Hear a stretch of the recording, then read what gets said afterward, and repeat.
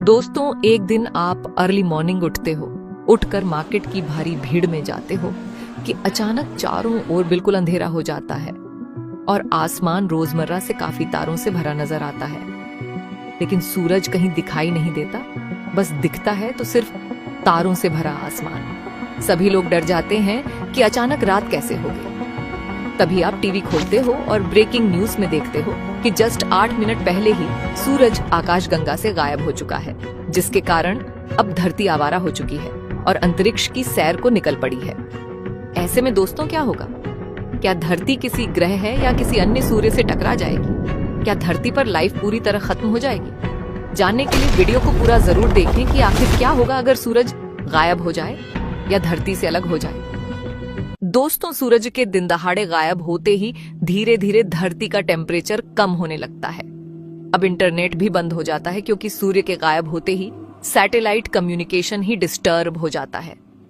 अब उनकी solar plates बिना सूर्य के एनर्जी प्रोड्यूस नहीं कर पाती।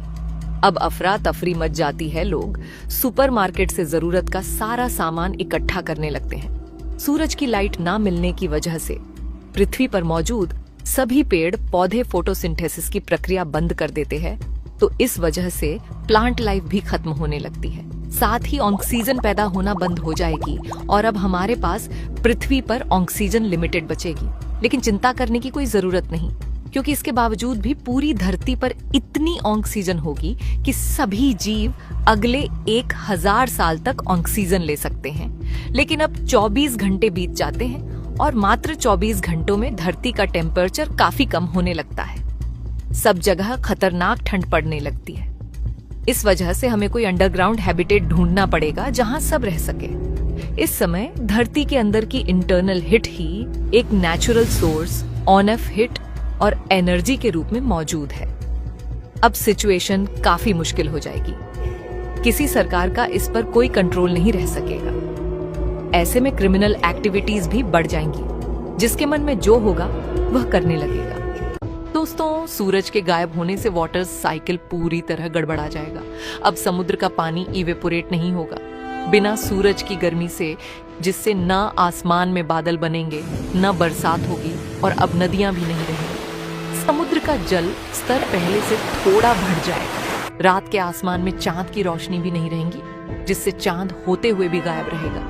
लेकिन चांद की ग्रेविटी की वजह से लगातार ज्वार भाटा चलता रहेगा। अब 1 महीने में धीरे धीरे टेम्परेचर कम होते होते समुद्र भी अंटार्कटिका की तरह जमने लग जाएंगे। अभी तक छोटे छोटे जीव और माइक्रो ऑर्गेनिज्म मरने लगेंगे, लेकिन समुद्री जीवन पर इसका प्रभाव नहीं पड़ेगा, क्योंकि समुद्र के तल पर जियोथर्मल वेंट से वहां गर्मी होगी, जिसकी वजह से समुद्री जीव ज्यादातर उस गर्मी के एरिया में जाने लगेंगे।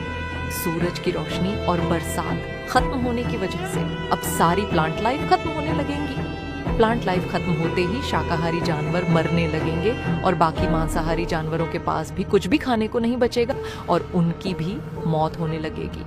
अब सभी जानवरों के मरने से कार्बन डाइऑक्साइड की मात्रा एटमॉस्फेयर में कम होने लगेगी, जिसकी वजह से धरती की हीट आसानी से अंतरिक्ष की ठंड का मुकाबला नहीं कर पाएगी। अब एनर्जी सोर्स खत्म होने की वजह से सब कुछ तबाह होने लगेगा। हम इंसान भी धीरे धीरे खत्म होने लगेंगे।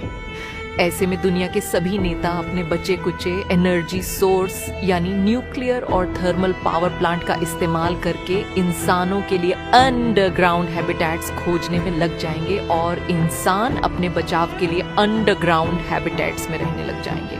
अब दुनिया की अलग अलग बाउंड्रीज का कोई मतलब नहीं रहेगा। सबको अलग अलग अंडरग्राउंड हैबिटेट में रहना पड़ेगा। अब सबसे बड़ी परेशानी होगी खाना, लेकिन यह समस्या आसानी से सुलझ जाएगी। अब इंसानों को ऑलरेडी मरे हुए जानवरों को प्रिजर्व करके रखना होगा, ताकि उनके मीट को खाकर लोग जिंदा रह सके।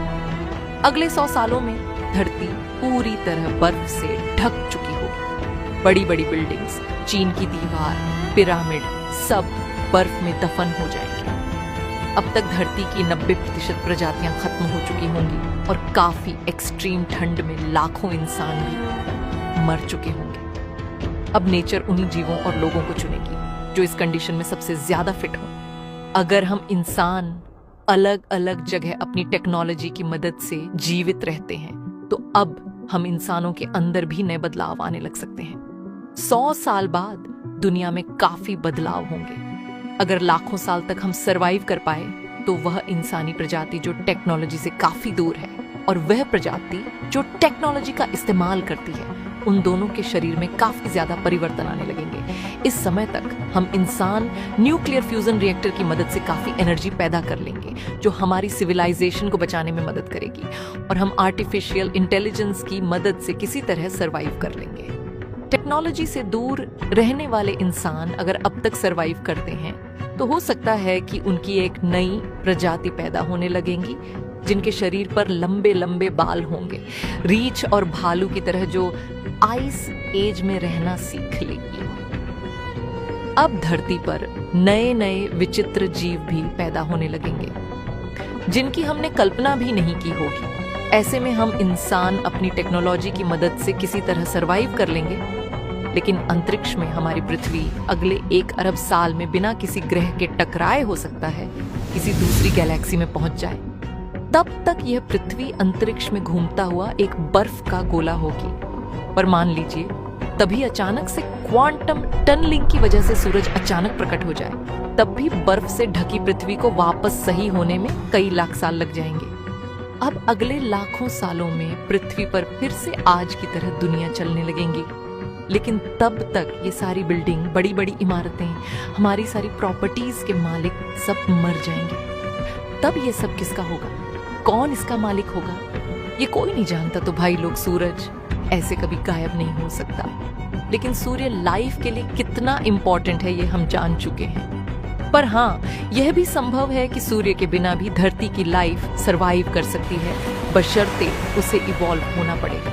क्योंकि पृथ्वी पर अब तक 5 बड़ी महाप्रलय आई है जिसने धरती पर लाइफ को लगभग खत्म कर दिया था, लेकिन फिर भी लाइफ पूरी तरह खत्म नहीं हुई और नए रूपों में आती गई। तो दोस्तों, आपको क्या लगता है सूरज के बिना लाइफ चल पाएगी? कमेंट में जरूर बताएं। धरती की 5 महाप्रलय के बारे में हम किसी और वीडियो में बात करें। तो मैं मिलता हूं आपसे अगले वीडियो में। तब तक के लिए ब्रह्मांड में घूमते रहिए।